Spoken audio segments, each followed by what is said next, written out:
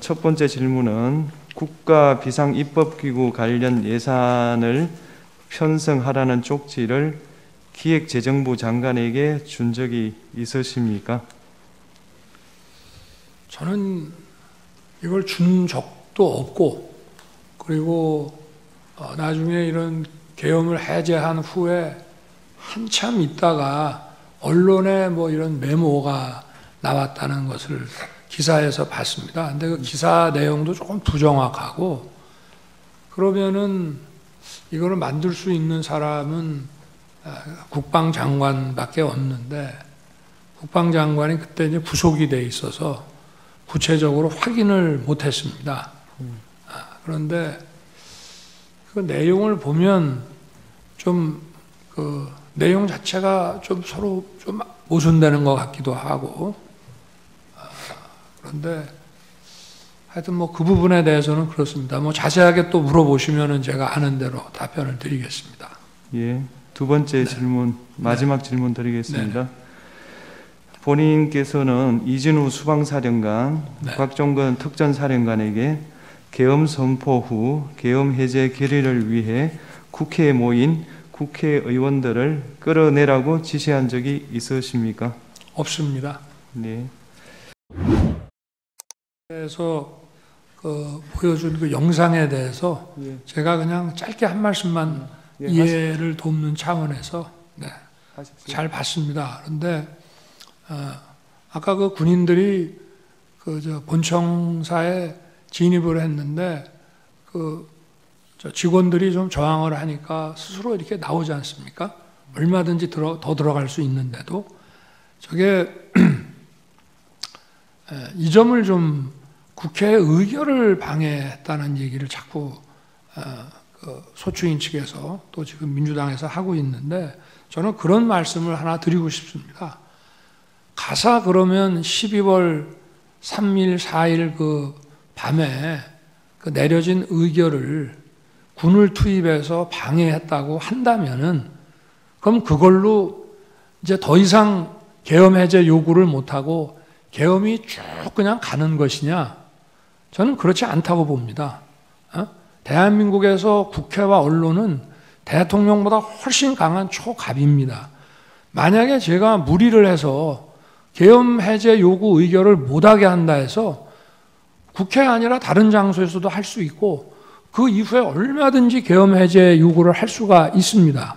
그러고 그거를 만약에 막았다고 한다면 그거는 정말 뒷감당을 할 수 없는 일이라고 저는 생각합니다. 그래서 뭐 계엄 해제 요구를 막았다, 뭐 여러 가지 이런 증언들을 막 이렇게 모아가지고 그렇게 얘기를 하시는데, 계엄 해제 요구 결의가 사실은 저도 그 방송을 보고 있었습니다만은 의원들 사이에서도 국회의장과의 관계에서 아니 빨리 합시다. 그리고 또 우원식 의장은 아니 그래도 절차는 밟아야 되는 거 아닙니까? 이렇게 하면서 좀 국회법에 딱 맞지 않는 그런 아주 그 신속한 그런 결의를 했거든요. 그렇지만 저는 그거를 보고 바로 군을 철수시켰습니다. 그래서 국회 마당에 있던 사람들이 나갔고요. 그리고 아까 뭐 국회의장 공관 옆에 군인들이 지나가면서 마치 뭐 국회의장을 새벽 2시에 뭐 체포할 것처럼, 그게 아마 제가 볼 때는 퇴각하는 과정에서 일어난 일이 아닌가 싶고요. 제가 드리고 싶은 말씀은 그거를 그 당시에 막거나 연기한다고 해서 그게 막아지는 일이 아니라는 점을 말씀을 드리고 싶습니다. 오늘 제가 그냥 설명을 드리겠습니다. 선관위에 좀 보내라고 한 것은 제가 김용현 장관에게 얘기를 한 겁니다. 물론 제가 검찰에 있을 때부터 선거 그 사건 그리고 선거 소송에 대해서 이제 쭉 보고를 받아 보면은 일단 이 투표함을 개함을 했을 때 여러 가지 그 상식적으로 납득이 안 가는 이런 엉터리 투표지들이 이제 많이 나와 있기 때문에 뭐 부정선거라는 말은 쓰는 사람마다 물론 다릅니다만은 이게 좀 문제가 있겠구나 하는 생각은 제가 해왔고요. 근데 이제 2023년 그 10월에 국정원으로부터 한 3차례에 걸쳐가지고 중앙선관위 그 전산 그 시스템에 대해서 자기들이 점검한 거를 보고를 받았는데 정말 많이 부실하고 엉터리였습니다. 그런데 이제 국정원에서는 그때도 이거를 충분히 다 보여준 게 아니라 아주 일부만 보여줬다. 제가 그때 보고받기에는 한 5% 정도 장비만 보여줬다라고 했기 때문에 제가 김용현 장관한테 계엄을 이제 아마 금요일 11월 한 29일 내지 30일쯤 됐던 것 같은데요. 그 감사원장 탄핵 이제 발의한다는 얘기가 나오면서 이제 계엄 얘기를 했습니다. 그런데 하게 되면 그 계엄법에 따라서 그 국방장관과 지휘를 받는 계엄사가 계엄 당국이 그 계엄 지역 내에서의 행정사법 사무를 관장하게 돼 있기 때문에 이거는 무슨 범죄의 수사 개념이 아니라 선관위에 들어가서 국정원에서 다 보지 못했던 선관위의 전산 시스템이 어떤 것들이 있고 어떻게 이것이 가동되고 있는지를 스크린을 하라. 그렇게 해서 이제 계엄군이 들어간 것으로 저는 이제 알고 있는데 제가 이제 계엄 해제를 하고 나가지고 언론에 보니까 저도 방첩사나 사이버사가 투입이 된 줄 알았는데 이 정보사가 들어가고 나머지는 뭐 근처에 있으면서 들어가지 못하고 왔다고 하는 보도를 제가 봤습니다. 그래서 제가 그때는 김용현 장관이 구속되기 전이라 이게 정보사가 갔느냐 하니까 IT 요원들이 거기가 좀 실력이 있어서 그렇게 보냈습니다. 라고 이제 보고를 받았고요. 그래서 아마 방첩사는 저 근처까지 갔다가 이제 못 들어갔을 것이고 그 여론조사 꽃도 제가 가지 말라고 이제 아마 그게 자기들 그 계획에는 있었는지 모르겠는데 제가 그거는 하지 마라 그래서 가다가 거기는 이제 중단했을 것이고요. 그리고 이거는 이제 포고령에 따른 수사 개념이 아니라 행정사법 사무를 관장하기 때문에 정부 부처나 공공기관 같은 데는 계엄군이 들어갈 수 있다고 저는 판단했습니다. 그렇게 해서 기본적인 그 관계를 확인하는 것이고 그 다음에 이제 지금 뭐 제가 그 장관에게 얘기할 때는 이거는 계엄의 형식을 빌린 대국민 호소고 국회 그 해제 결의가 있으면은 즉시 할 것이다라고 얘기를 하지만 저 역시도 그런 내용은 해제하고 설명을 해야지 저도 국무위원들한테 그 얘기는 계엄 전에는 얘기할 수가 없는 겁니다. 마찬가지로 국방장관도 지휘관들, 사령관들한테는 이 계엄은 곧 해제될 계엄이고 전체 군 투입은 얼마 안 된다. 이런 얘기를 안 하고 이제 필요한 그 대통령의 선포에 따라서 각자 맡은 업무를 하도록 했기 때문에 각자 정해진 매뉴얼대로 하다 보니까 전하 장관이 생각한 것 이상의 어떤 그 조치를 준비를 했을 수는 있습니다만은 지금 여기 방첩사는 이제 합수본으로 나가게 돼 있고 그리고 이제 육군참모총장은 계엄사령관으로 이제 발령을 이미 받았죠. 그거는. 그런데 합수본부나 계엄사령부가 그 조직이 만들어지기도 전에 국회의 해제 요구에 따라서 군 철수 지시를 하고 그리고 군 철수 지시하기 전에 벌써 제가 국무위원들을 부릅니다. 나와서 비상계엄 해제를 하려면은 국무회의를 해서 또 해제를 해야 되기 때문에 집에 들어간 국무위원들을 나오게 하고 그 시간까지 기다리기가 뭐해서 저 장관하고 계엄사령관을 불러서 저 군을 철수시켜라. 특히 국회에 있는 군은 이동수단이 도착하기 전이라도 무조건 경내에서 빼내라. 이제 이렇게 하고 그리고 기다려도 이제 저 국무위원들이 빨리 도착을 안 하니까 제가 먼저 브리핑룸으로 가서 군은 철수시켰고 이제 정족수가 채워지면 계엄해제는 곧 한다 이렇게 이제 발표를 합니다. 그래서 지금 뭐 여러 가지 아까도 제가 말씀을 드린 게 아무 일도 안 일어났다는 말씀을 아까 드렸고요. 이번에도 역시 지금 뭐 방첩사도 많은 사람들이 조사를 받았습니다만은 방첩사 본연의 일이 아니고 방첩사가 합수본으로 이제 역할을 맡게 돼서 하는 업무인데 합수본 자체가 지금 방첩사령관이 합수본부장으로 장관에 의해서 임명만 받았지 합수본 자체의 구성이 하나도 안 돼 있었습니다. 그 상태에서 해제가 됐고 아무 일도 안 일어났다는 말씀을 드리고 계엄사 역시 마찬가지고요. 그리고 이제 아까 그 선관위에 왜 가셨냐고 하는 문제는 제가 그래서 계엄법 7조에 따라서 행정사법사무를 관장하기 때문에 제가 평소에 의문을 가졌던 거 또 2023년 10월에 국정원 보고를 받고 대단히 미흡하게 점검했다는 것 때문에 어떤 시스템이 있는지는 알아놔야 나중에 국정조사를 통해서든지 아니면 여론 이런 걸 통해서든지 봐야 되겠다라고 생각했기 때문에 점검을 하도록 시킨 것이고 실제 가서 무슨 군인들은 이제 그런 장관의 이런 계엄 선포와 장관의 지시가 있으면 뭐 서버를 압수하네 뭐네 이런 식으로 생각할지 모르지만 제가 내린 지시는 가서 무슨 장비가 어떤 시스템으로 가동되는지 보라는 거였고 실제 아무 어떤 압수 내지는 서버 압수라는 그 하드웨어뿐만이 아니라 그 안에 있는 어떤 소프트웨어나 이런 컨텐츠도 압수한 게 전혀 없는 것으로 저는 보고를 받았습니다. 그만큼 계엄은 신속하게 해제됐기 때문에 아무 일도 안 일어났다는 말씀을 드리고 싶습니다. 홍장원 1차장을 좀 해임해야 되겠습니다. 그래서 제가 뭐 다른 거 다 안 물었습니다. 그건 원장이 그렇게 판단하면 그렇게 하십시오. 그래서 내일 사표를 받겠습니다 해서 사표를 받고 아까 6일 날 뭐 다시 일하자 했다는데 저는 그게 믿기지가 않는 것이 벌써 6일 날 오전에 그때 제가 관저에 있는데 이미 관저로 1차장 해임과 또 오호령 씨에 대한 임명 결재안이 올라와서 제가 그거를 점심시간에 결재를 했습니다.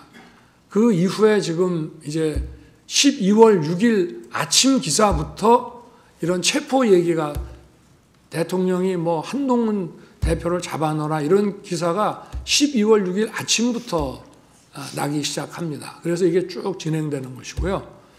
그리고 아까 그 국정원장 해외 출장 문제와 관련해서는 제가 전주에 국정원장으로부터 이번 주에는 미국 출장이 있기 때문에 매주 금요일 날 하는 대통령 보고가 어렵습니다 라고 얘기 들은 기억이 나서 제가 화요일 저녁에 국정원장한테 전화를 합니다.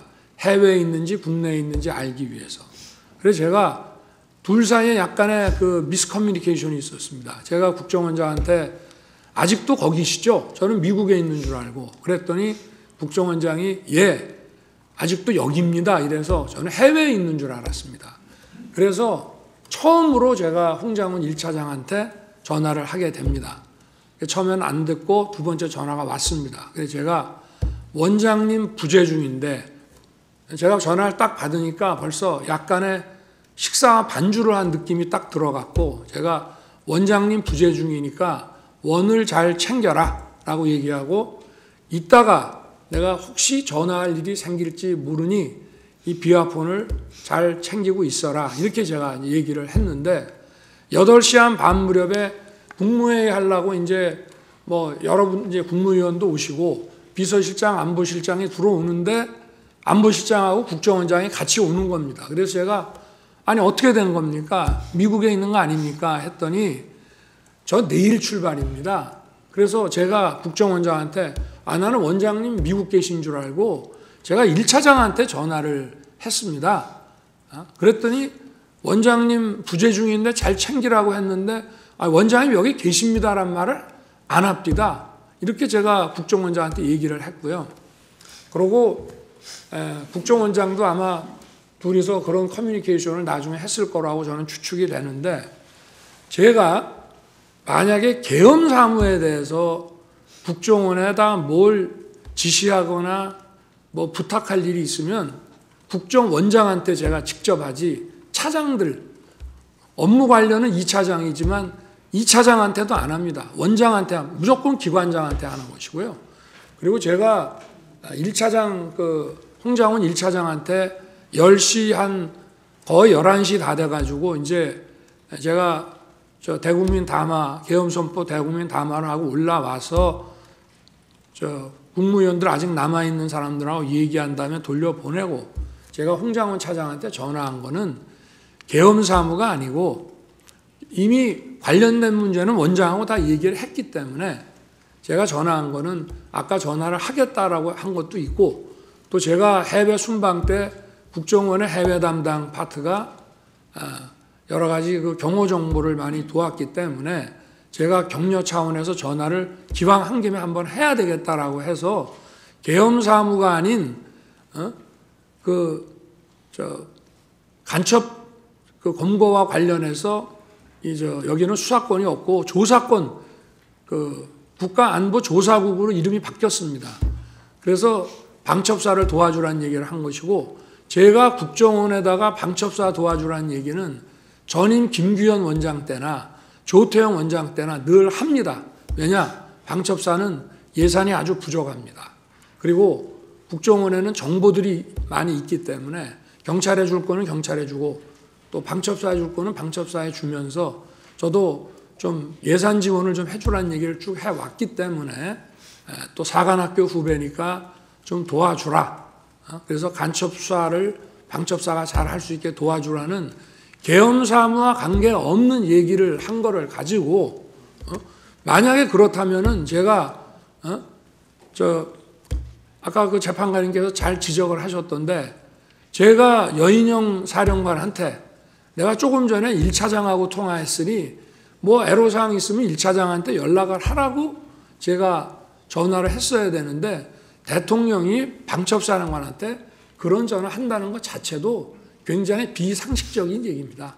그리고 방첩사령관이 1차장의 사관학교 후배긴 하지만 엄연한 기관장이고, 계엄이 선포되면 방첩사령부가 사실상 국정원의 우위에 있기 때문에 뭐 차장, 더구나 담당 2차장도 아닌 1차장한테 계엄 사무와 관련한 이런 무슨 부탁을 한다는 게, 만약에 할 거면은 방첩사령관은 국정원장한테 해야 됩니다.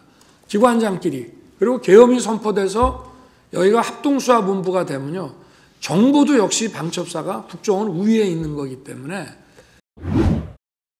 그리고 이제 그 국무회의록의 그 작성과 관련돼서는 6일날 12월 6일날 행안부에서 그 국무회의록을 작성할 테니까 관련 서류를 보내달라 해서 대통령 비서실에서 10일날 다 보내줍니다.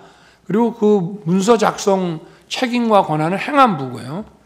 그리고 아까 그 부선 문제도 대통령의 국법상 행위, 비상계엄 선포라는 국법상 행위에 대해서는 부서는 국방장관과 총리와 대통령인데, 사실 우리 부속실의 그 실장이 일단은 만들어 놓고 서명을 받았습니다. 그러나 총리께서 이거는 작성 권한과 책임이 국방부에 있으니 국방부에서 결제 올라오는 게 맞다라고 했는데 국방부에서 아직 안 올린 것이고요. 그리고 반드시 사전에 해야 되는 것은 아니라고 생각합니다. 왜냐하면 보완을 요하는 이런 그 국법상 행위에 대해서 사전에 요한다면 문서 기한자인 실무자가 이 내용을 알 수 있기 때문에 이런 경우에는 사후에 전자결제로 할 수 있는 거라고 저는 생각하고요. 계엄 당일 저녁 7시에 국방장관이 제게 찾아와서 국회 경내에 배치하는 군의 숫자가 너무 적다 보니까 이 외곽 경비를 경찰에 좀 지원 요청을 좀 하는 것이 맞겠습니다라고 해서 제가 그냥 전화를 해서 국방장관하고 만나게 해 주려다가 이게 관할 장관이 아니기 때문에 소개하는 뜻에서 이제 삼청동에서 이렇게 만나게 됐고요. 그날 이제 제 재판관님들께 좀 이해를 돕기 위해서 말씀을 드리면은 제 기억에는 종이를 놓고 장관이 우리 두 분 경찰청장하고 서울청장에게 국회 외곽의 어느 쪽에 경찰 그 경력을 배치하는 게 좋겠다라고 해서 이렇게 그림을 그리고 하는 거를 제가 봤습니다. 숫자가 얼마인지는 모르겠습니다만은 그래서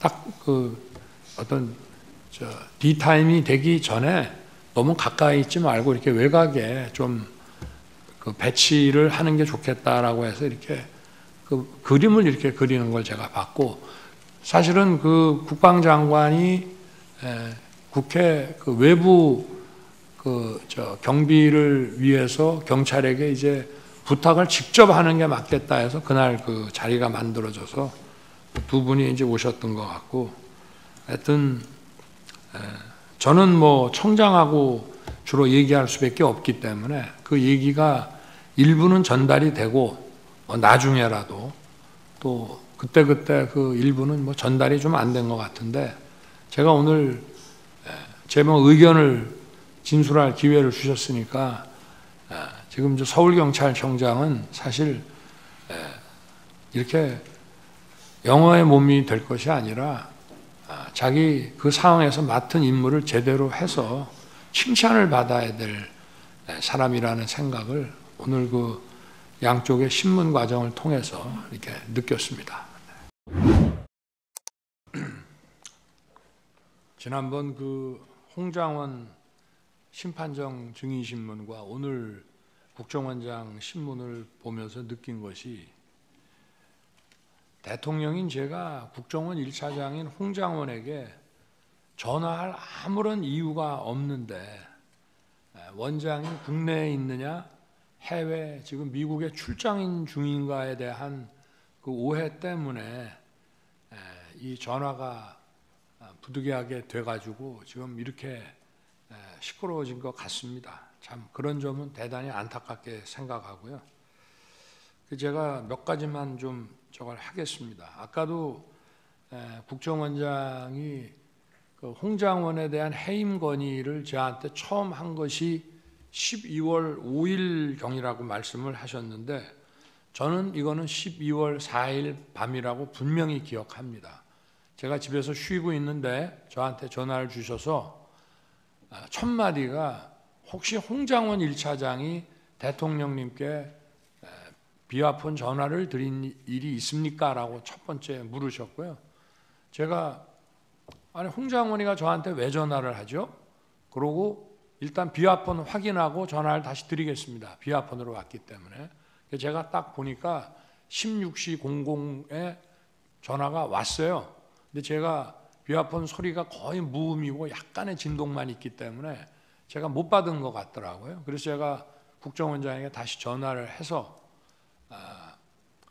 아니 저 전화가 왔는데 이 친구가 나한테 대통령한테 왜 전화를 했나 그랬더니 이제 그때 비로소 이 얘기를 이제 시작을 하시는데, 국정원 간부의 그 해임 건의에 관련된 얘기이기 때문에 공개된 법정에서 다 말씀을 드릴 수가 없습니다. 국정원장도 그렇고 저 역시도 마찬가지인데, 분명한 사실은 벌써 몇 달 전부터 정치적 중립 문제와 관련해서 원장의 신임을 많이 잃은 상태였던 것을 제가 알 수 있었습니다. 그래서 제가 국정원장한테 좀 한 소리 했습니다. 아니 주례 보고를 하는데 국정원 1차장이 이렇게 원장의 그 신뢰를 잃은 상황이면 이만큼 중요한 정보가 어디 있느냐, 왜 나한테 이거를 미리 보고를 안 하셨습니까? 그랬더니 관찰을 좀 하다 보니 늦었습니다 라고 하면서 여러 가지 말씀을 하셨고요. 저는 즉시 원장님이 쓰는 사람인데 원장님이 그렇게 신뢰를 못하겠다 하면 인사조치 하십시오. 그리고 후임자는 누가 좋은지 생각해서 알려주십시오. 그래서 아마 후임자 얘기가 그 다음날 있었을 것을 원장님께서 아마 이 두 가지를 섞어서 좀 생각하시는 게 아닌가 싶고요. 저는 기억이 분명합니다. 그리고 제가 원장님으로부터 그 해임 사유를 들어보니 홍장원 1차장 본인도 자기가 이미 국정원장한테 많이 눈밖에 나가 있고 신뢰를 잃었구나 하는 사실을 본인이 알 수 있었을 상황입니다.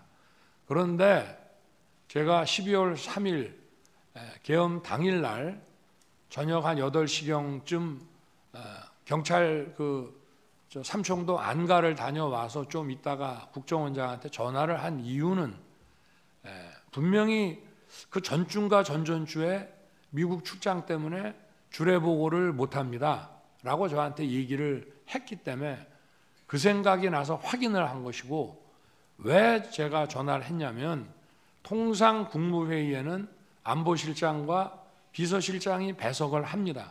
근데 이건 계엄에 관한 국무회의이기 때문에 국정원장이 오는 것이 맞다고 해서 제가 아마 우리 부속실장한테는 뭐 저도 전화하고 국방장관도 전화하고 긴급히 소집을 해야 되기 때문에 또 우리 부속실에서도 전부 보안 손님으로 모시는 거로 해가지고 전화를 여기저기 했을 겁니다.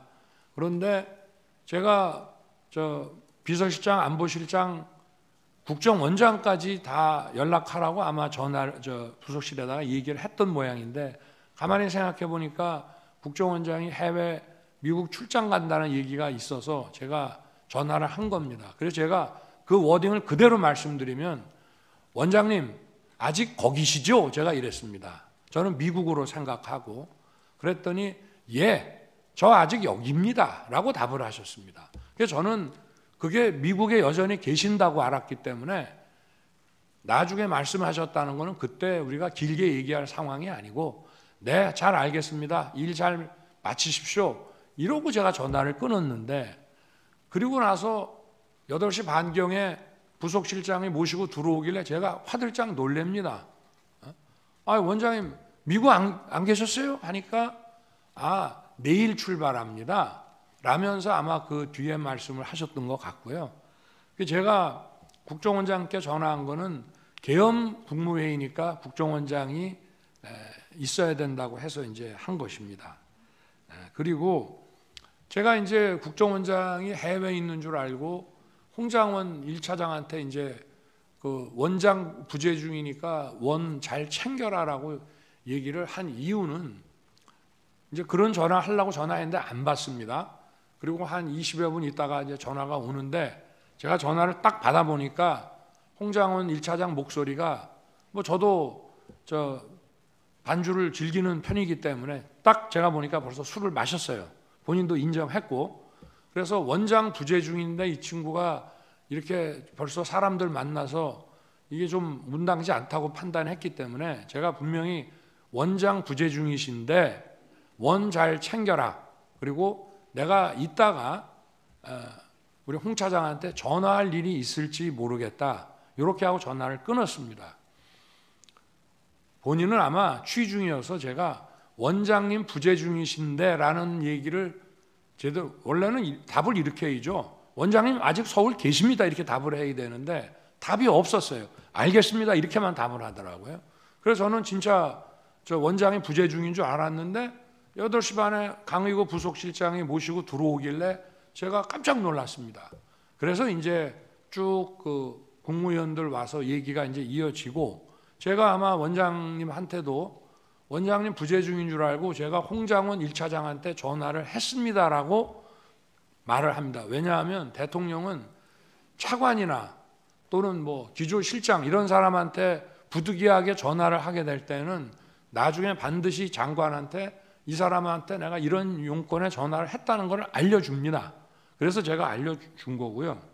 그리고 나중에 제가 홍장원에게 전화한 것은 아까 전화를 하겠다는 얘기도 했고, 또 생각해 보니 해외 출장 때 국정원 해외 담당 파트가 이런 경호 정보에 대해서 협조를 하니까 격려 전환을 한번 해줘야 되겠다고 해서 한 것인데, 저는 아까 원장이 얘기를 했습니다마는 앞전에 김규원 원장 있고 안보실장 있을 때부터 계속 국정원이 유관 정보기관인 군 방첩사를 지원하라는 얘기를 수도 없이 해왔습니다. 그런데 홍 장원에게 제가 전화를 밤 10시 넘어서 이제 11시 다 돼서 전화했다고 나온다는데, 제일 첫 마디가 이겁니다. 원장이 계신데 왜 내가 원장 부재 중에 잘 챙기라고 했는데 원장 계신다는 말을 왜 안 했냐? 그게 첫 번째 얘기고요. 그리고 방첩사령관과는 육사 선후배니까 육사 선후배 차원에서 방첩사 지원을 좀 잘 해줘라. 대공 수사권은 없지만 국가안보조사국을 대신 만들어 놨으니 간첩 정보라든가 이런 게 있고, 또 국정원은 특활비나 자금이 많으니까 후배 있는 여기를 잘 챙겨라라고 얘기를 했고, 바로 제가 국정원장한테 전화한 거는 미국 출장 못 가는 거는 그건 당연한 얘기고요. 제가 홍 장원에게 좀 전에 전화했습니다. 아마 홍 장원도 대통령한테 전화 왔다는 얘기를 원장님한테 아마 할 겁니다. 이런 대화를 제가 한 거로 분명히 기억이 됩니다. 그리고 아까 국정원장도 자기가 홍 장원에게 무슨 책 잡힐 일이 있었으면은 대통령에게 해임 건의를 못했을 거라고 한 것처럼, 저 역시도 홍 장원과 제가 부적절한 뭐가 있었다면 즉시 원장 판단에 따라서 조치하세요라고 제가 못했을 것이고요. 기간이 오래 걸린 게 아닙니다. 12월 6일 오전에 올라왔습니다. 해임 안건이, 재가건이 인사혁신처로부터 올라왔는데, 그날 제가 우리 여당 의원들이 국회에서 의원총회를 하는데 대통령께서 오셔서 이 비상계엄의 과정, 경위와 과정에 대해서 좀 한 말씀 해주셨으면 좋겠다고 해서 제가 고민하다 가기로 했는데, 한동훈 대표가 오실 필요 없고 자기가 오겠다고 관저로 오겠다고 했기 때문에, 제가 한동훈 대표가 온다니까 한동훈 대표 보는 앞에서 홍 장원에 대한 해임 재가를 결재하는 것을 보여주려고 제가 조금 기다렸습니다. 왜냐하면 마치 무슨 12월 6일 날 아침에 그런 기사가 났고 제가 홍 장원에게 그런 지시를 했다고 막 기사가 나서 그런 오해가 생기니까, 제가 한동훈 대표한테 이거 봐라, 내가 홍 장원한테 이게 약점 잡힐 일이 있으면 이거 제가 하겠냐라고 하면서 들어와서 얘기 좀 나누다가 가기 전에 제가 제가 하는 데 가서 한동훈 대표 가까이 봤는지는 모르겠습니다만 오라 그래서 제가 하는 것을 보여줬고요. 그리고 어쨌든 홍 장원에 대한 해임 사유는 자세하게 말씀드리긴 어렵지만, 하여튼 야권과 관련한 정치적 중립 문제가 심각하다는 말씀이었습니다. 근데 아까 전화 한번 한 거 가지고 원장도 여당 의원하고 전화하는데 야당 의원하고 그런 정도 문제는 아니라는 점을 이 자리에서 자세하게 말씀은 드리기 어렵습니다만은 그렇게 이제 말씀을 드릴 수 있고요. 그리고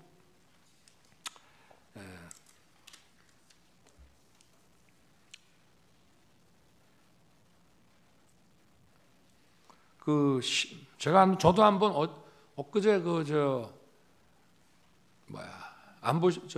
지금 안보실장이죠, 신원식 전 국방장관 증언 때문에 한번 곰곰이 생각을 해봤습니다. 그때 저녁을 총선 전에 먹은 기억은 저도 납니다. 그런데 그 자리는 국정원장과 방첩사령관은 계급은 중장이지만 중요한 국가정보기관 중에 하나고요. 과거에는 대통령이 주 1회나 2주에 한 번씩 방첩사령관, 옛날 보안사령관으로부터 직접 보고도 받았습니다. 근데 우리 정부에서는 특별한 일이 있을 때만 방첩사령관의 직보를 받고 정례 보고는 없앴습니다. 그래서 국정원장과 방첩사령관, 그 다음에 방첩사령관의 상사인 방첩사령관은 국방장관 직할입니다. 그래서 전용 모임을 만들었고 경호처장은 외부 인사라든지 또는 무슨 뭐 경제관료나 이런 사람들하고 식사 만찬 자리 할 때는 경호처장은 배석을 안 합니다만은 우리 내부 인사 또는 뭐 군이나 정보 관계자 할 때는 경호처장도 앉는 경우가 많이 있습니다. 그래서 아마 식사를 하게 됐던 것 같고요. 그래서 제가 뭐 무슨 비상계엄 얘기를 했다 하는데 제 기억에는 그날 아마 이종섭 전 국방장관을 호주의 호위함 수주를 위해서 호주 대사로 보내고 아그레만까지 받았는데 무슨 런종섭이니 하면서 정말 본인도 아주 뭐 인격 그 모욕을 당하고 사직까지 했고 결국은 어떤 고위직의 저 활동이 부족해가지고 호주 호위함 수주를 못 받았습니다.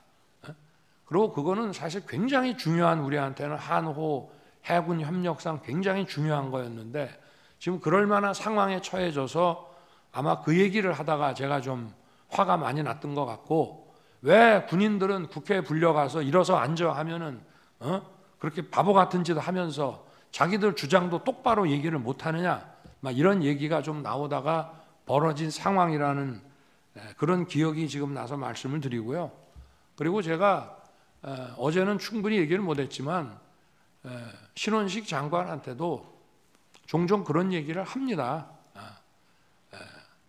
예를 들면 북에서 무슨 도발을 하더라도 그거를 정확하게 응징하고 손 좋지 않은 거는 좋지만 그것이 더 확전되지는 않게 하라는 얘기를 늘 하기 때문에 아마 그 이후에도 그런 얘기를 제가 여러 차례 한 기억이 분명히 있습니다.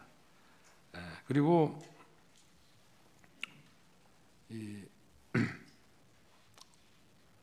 어찌됐든 뭐 국무회의 가지고 많은 뭐 좀 논란이 있었지만 국무위원들이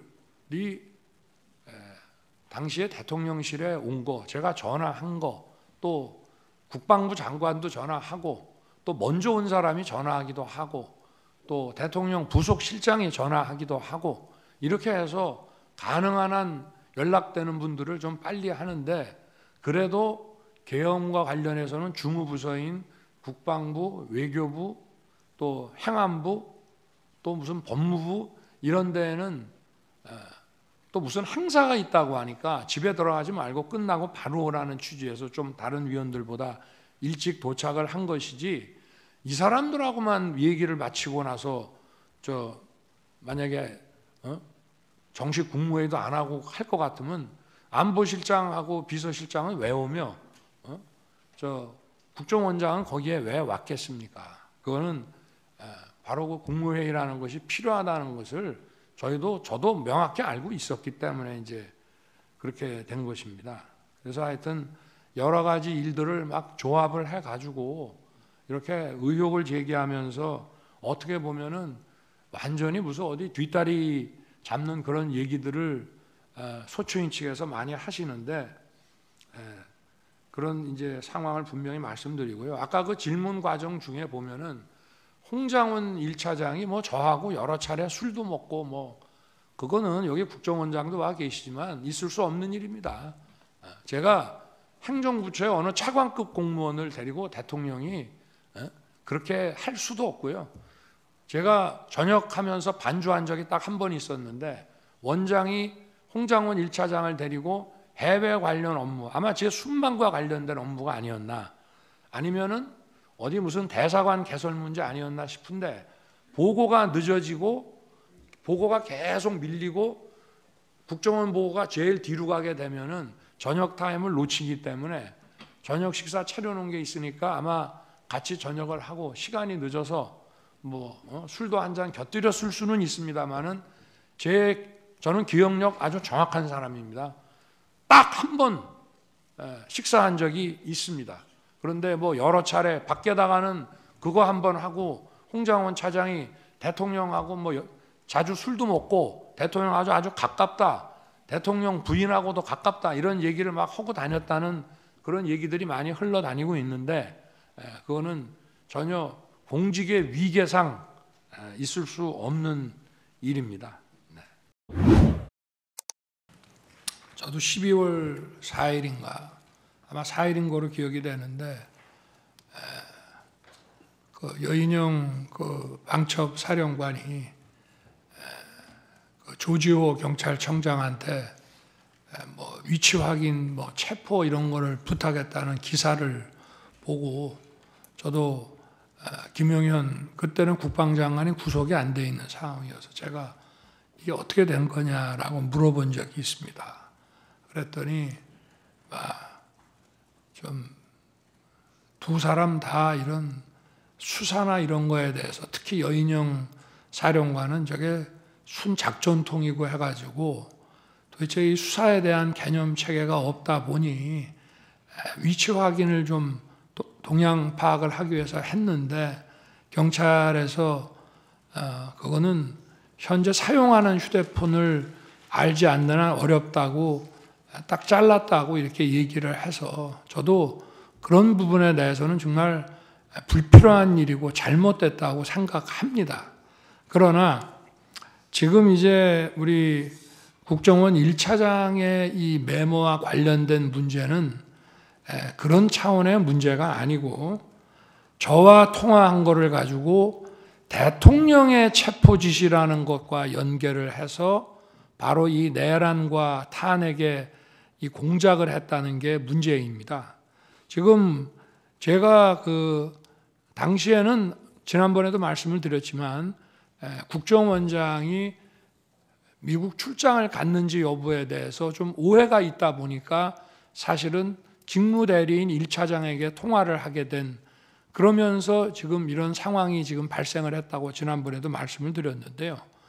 제가 여인영 그 방첩사령관을 도와줘라라고 한 얘기 그리고 제가 1차장에게 이따가 전화 혹시 할 수도 있다라고 한 8시 반경에 얘기를 해서 10시 넘어서 제가 이제 계엄 선포를 다 하고 올라와서 전화를 한 이유는 아까도 말씀드렸지만 몇 차례 본 적도 있고 또 뭐 일도 열심히 하는 것 같고 이렇게 해서 제가 격려 차원의 전화를 한 건데 그중에서 제일 중요한 부분이 우리 홍 차장이 여인영 사령관하고 육사 선후배잖아 하는 얘기가 가장 중요한 얘기인데 아까 그 얘기 못 들었다고 거짓말하지 않습니까?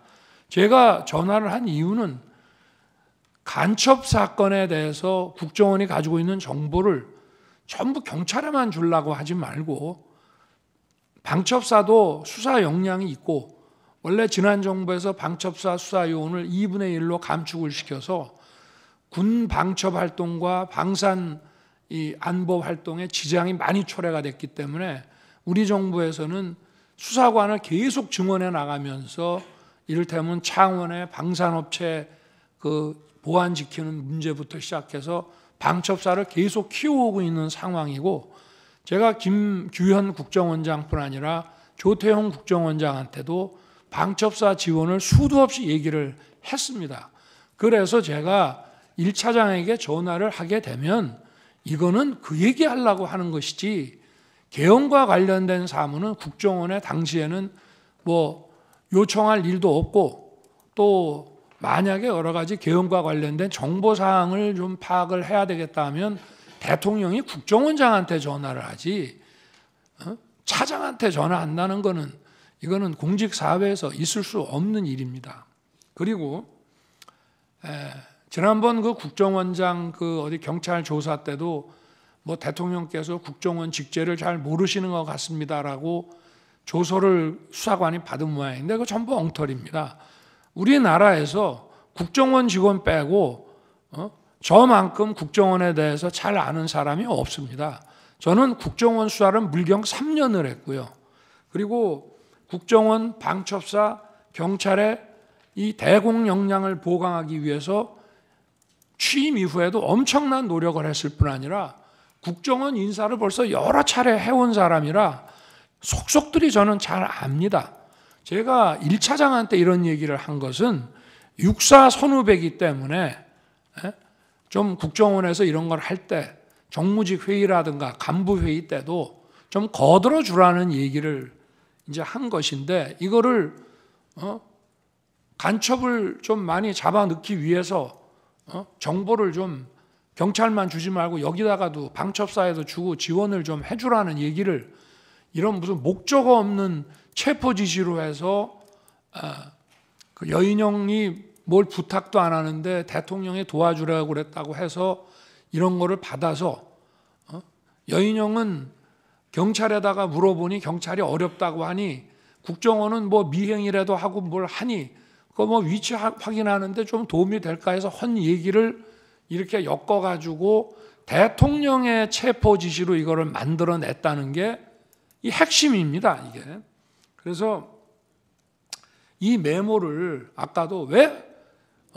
자, 지금 12월 3일 날 밤에 저 국정원은 뭐 신출귀몰한다고 뭐 저 영장 없이도 이렇게 수사권이 없어도 뭐 좀 미행이라든지 뭐 정보 활동을 통해서 사람 어디 있는지를 알아낼 수 있지 않는가라는 뭘 잘 모르는 사람의 이런 부탁을 받아서 에이 미친놈 말도 안 되는 소리 하네라고 했다고 하면서 그거를 또 한 번 계속해서 이 메모를 만들어 가지고 있다가 자기가 12월 5일 사표 내고 6일 날 해임이 되니까 이걸 가지고 대통령의 이 체포 지시다라고 이거를 엮어낸 것이 바로 이 메모의 그 핵심이라고 저는 말씀드리고 싶습니다. 그리고 아까 국정원장에게 대통령이 방첩사 지원하라고 했던 얘기에 대해서 국정원이 원장이 별다른 대답을 안 했다는 것은 제가 판단하기에는 저한테 하도 들었기 때문에 그 얘기는 맨날 하는 얘기니까 아마 내가 저 국외 출장 중인 줄 아시고 저 1차장하고 통화를 했다가 그 얘기를 하셨던 모양이구나 라고 저는 원장이 받아들였을 것이라고 생각하지, 개헌과 관련된 별도의 그 어떤 지시였다고 한다면은 바로 저한테 아마 국정원장이 특달같이 전화했을 겁니다. 1차장한테 뭔 지시를 하셨다는데 그게 뭡니까 하고, 그래야 그게 국정원장이지, 아니 개헌과 관련된 지시라고 생각을 하면서 1차장 말을 그냥 무시해버리고, 아니 그 앞에서는 무시하는 척을 하더라도 대통령이 자기 밑에 사람한테 뭔가 개헌과 관련된 업무 지시를 했다면 특달같이 저한테 전화하는 게 상식 아니겠습니까? 그거는 수도 없이 들었기 때문이고, 지난번에도 왜 한번 재판관님께서 어떤 그 작년 그 상반기 저 총선 전에 어떤 그 안가 자리에 그 여인형 방첩사령관이 거기에 왜 참석했냐고 한번 물어보신 것 같은데, 그 자리가 바로 국정원 보고 방첩사 지원해 주라고 하는 그런 자리입니다.